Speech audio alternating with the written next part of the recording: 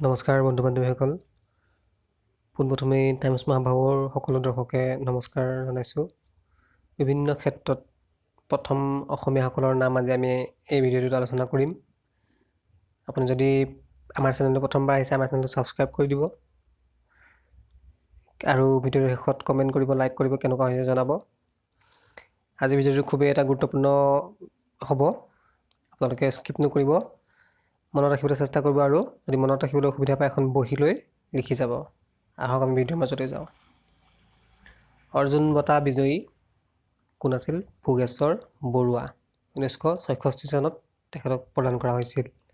প্ৰথম অসমীয়া। অৰ্জুন বঁটা লাভ কৰা প্ৰথম মহিলা মনালিছা বৰুৱা মেহতা। কোন চনত দিয়া হৈছিল? 1987 চনত। অলিম্পিক খেলত ভাগ লোৱা প্ৰথম খেলুৱৈ তালিমেৰন আও। তেখেতে লণ্ডন অলিম্পিকত অসমৰ হৈ প্ৰতিনিধিত্ব কৰিছিল 1948 চনত। অসম ৰত্ন লাভ কৰোঁতা ভূপেন হাজৰিকা। তেখেতক 2008 চনত অসম ৰত্ন প্ৰদান কৰা হৈছিল। চাৰিটা ইম্পৰ্টেণ্ট, চাৰিটা আমাক লাগিব, মনত ৰাখিব। নেক্সট আহিছে অসম ৰত্ন প্ৰদান কৰা প্ৰথম মহিলা। অসম ৰত্ন প্ৰদান কৰা প্ৰথম মহিলা হ'লে মামণি ৰয়ছম গোস্বামী হ'ব আৰু পুৰুষ হ'লে ভূপেন হাজৰিকা হ'ব। 2011 বৰ্ষত প্ৰদান কৰা হৈছিল। ICS আনন্দৰাম বৰুৱা। প্ৰথম অসমীয়া ICS আনন্দৰাম বৰুৱা 1970 আৰু 71 মাজত তেখেতে পাইছিল। আন্তৰ্জাতিক উৎসৱত ভাৰতক প্ৰতিনিধিত্ব কৰা শিল্পী ভূপেন হাজৰিকা। উচ্চতম ন্যায়ালয়ৰ বিচাৰপতি আছিল পাৰ্বতী কুমাৰ গোস্বামী। এইটো খুব ইম্পৰ্টেণ্ট, এইটো আহি থকা দেখা যায় এক্সামসমূহত। উচ্চতম ন্যায়ালয়ৰ বিচাৰপতি পাৰ্বতী কুমাৰ গোস্বামী। তেখেতৰ কাৰ্যকাল আছিল 1973 পৰা 77 চনলৈ। ইম্পৰ্টেণ্ট এইটো। আহিছোঁ পৰৱৰ্তী কি আহিছে? উচ্চ ন্যায়ালয়ৰ বিচাৰপতি হলিৰাম ডেকা। 1950 চনত আছিল তেওঁৰ কাৰ্যকাল। উচ্চ ন্যায়ালয়ৰ মহিলা বিচাৰপতি প্ৰথম অসমীয়া মীৰা শৰ্মা। এছিয়ান গেমছত স্বৰ্ণ পদক বিজেতা ভোগেশ্বৰ বৰুৱা। তেখেতক 1966 চনত এছিয়ান গেমছত ভাগ লৈছিল আৰু স্বৰ্ণ পদক লাভ কৰিছিল। এণ্টাৰ্কটিকাত পদাৰ্পণ কৰা বিজ্ঞানী প্ৰথম অসমীয়া ৰাঘৱ চন্দ্ৰ ডেকা। তেখেতে 21 ডিচেম্বৰ 1987 চনত এণ্টাৰ্কটিকাত ভৰি থৈছিল। খুব ইম্পৰ্টেণ্ট, তেওঁ এজন অসমীয়া বিজ্ঞানী আছিল। স্ক্ৰীনত নেক্সট কি আহিছে? এভাৰেষ্ট আৰোহণকাৰী প্ৰথম অসমীয়া তৰুণ শইকীয়া। তেখেতে 18 মে 2013 বৰ্ষত এভাৰেষ্ট শৃংগ আৰোহণ কৰিবলৈ সক্ষম হৈছিল। 18 মে 2013, খুব ইম্পৰ্টেণ্ট। গুৱাহাটী বিশ্ববিদ্যালয়ৰ উপাচাৰ্য কৃষ্ণকান্ত সন্দিকৈ। তেখেতে 1947 পৰা 57 চনলৈকে আছিলে উপাচাৰ্য হৈ গুৱাহাটী বিশ্ববিদ্যালয়। জাতীয় কংগ্ৰেছৰ সভাপতি দেৱকান্ত বৰুৱা। জাতীয় কংগ্ৰেছৰ সভাপতি দেৱকান্ত বৰুৱা 1975 পৰা 77 চনলৈকে তেওঁ জাতীয় কংগ্ৰেছৰ সভাপতি হিচাপে আছিল। চলচ্চিত্ৰ নিৰ্মাতা জ্যোতিপ্ৰসাদ আগৰৱালা। তেখেতে জয়মতী চলচ্চিত্ৰখন প্ৰথম অসমীয়াত কৰিছিল। নেক্সট আহিছে দাদা চাহেব ফাল্কে বঁটা বিজয়ী ভূপেন হাজৰিকা। পদ্মশ্ৰী সন্মান লাভ কৰা মহিলা নলিনীবালা দেৱী। 1957 চনত তেখেতক পদ্মশ্ৰী সন্মান প্ৰদান কৰা হৈছিল। ডাক টিকটত স্থান লাভ কৰা লোক প্ৰথম অসমীয়া লক্ষ্মীনাথ বেজবৰুৱা আছিল, যি ডাক টিকটত নিজৰ নাম অন্তৰ্ভুক্ত কৰিবলৈ সক্ষম হৈছিল। 1968 চনত হৈছিল প্ৰথমবাৰৰ বাবে লক্ষ্মীনাথ বেজবৰুৱা। খুব ইম্পৰ্টেণ্ট এইটো।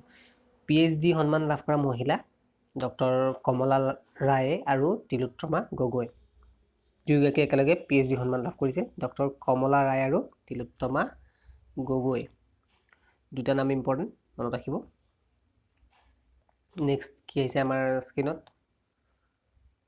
নেক্সট আহিছে ভাৰত ৰত্ন লাভ কৰোঁতা।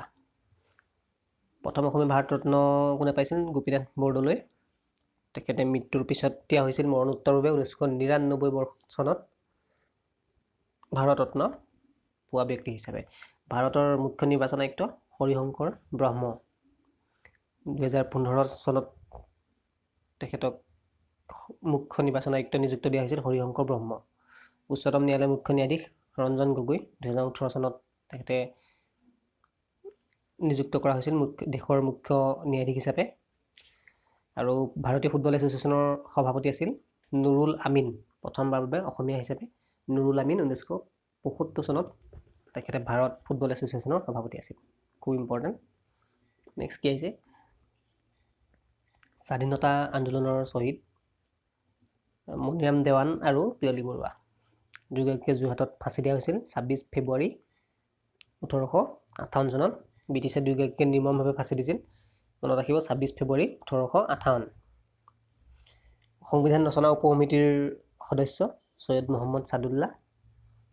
ভাষা আন্দোলনৰ শ্বহীদ ৰঞ্জিত বৰপূজাৰী 4 জুলাই 1960 চনত তেখেতে শ্বহীদ হৈছিল ভাষা আন্দোলনত ৰঞ্জিত বৰপূজাৰী। খুব ইম্পৰ্টেণ্ট এইটো, ভাষা আন্দোলনৰ প্ৰথম শ্বহীদ কোন? ৰঞ্জিত বৰপূজাৰী। ইয়াত আছে মহাবিদ্যালয়ৰ মহিলা অধ্যক্ষ, প্ৰথম অসমীয়া ৰাজবালা দাস, তেখেতে প্ৰথম মহাবিদ্যালয়ৰ মহিলা অধ্যক্ষ আছিল। গোটেইকেইটা ইম্পৰ্টেণ্ট, মনত ৰাখিব এইকেইটা। তাৰ পিছতো আছে নেক্সট কি যে মহিলা IAS, প্ৰথম অসমীয়া মহিলা IAS হ'লে পাৰুল দাস হ'ব। আৰু মহিলা ACS দুটা বেলেগ বেলেগ। মহিলা ACS হ'লে সুচিব্ৰতা ৰায়চৌধুৰী। দুইটা অলপ কনফিউজ লাগিব পাৰে। মহিলা ACS সুচিব্ৰতা ৰায়চৌধুৰী আৰু মহিলা IAS পাৰুল দাস। মহিলা কেন্দ্ৰীয় মন্ত্ৰী ৰেণুকা দেৱী বৰকটকী, প্ৰথম অসমীয়া হিচাপে ৰেণুকা দেৱী বৰকটকীয়ে প্ৰথম কেন্দ্ৰীয় মন্ত্ৰীসভাত নাম অন্তৰ্ভুক্ত কৰিছিল।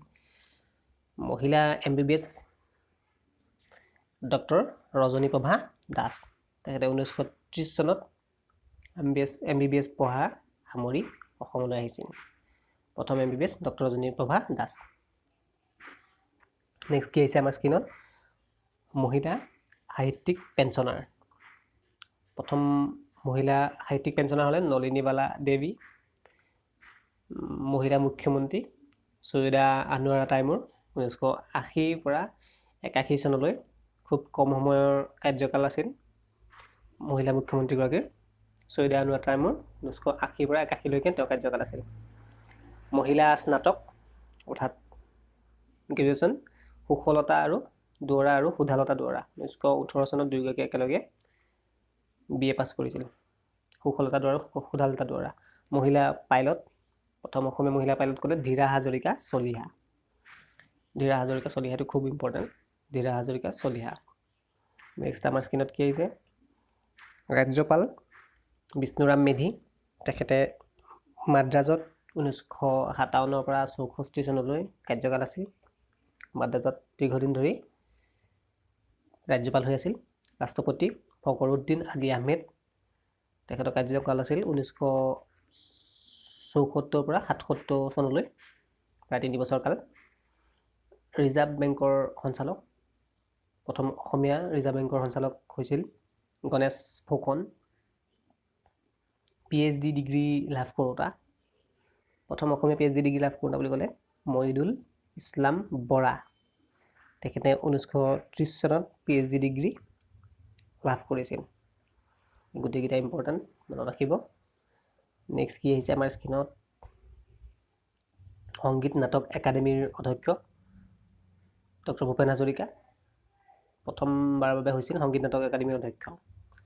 সৰস্বতী সন্মান লাভ কৰোঁতা ডক্টৰ লক্ষীনন্দন বৰা, তেখেতে 2008 চনত সৰস্বতী সন্মান লাভ কৰিছিল প্ৰথমবাৰৰ বাবে।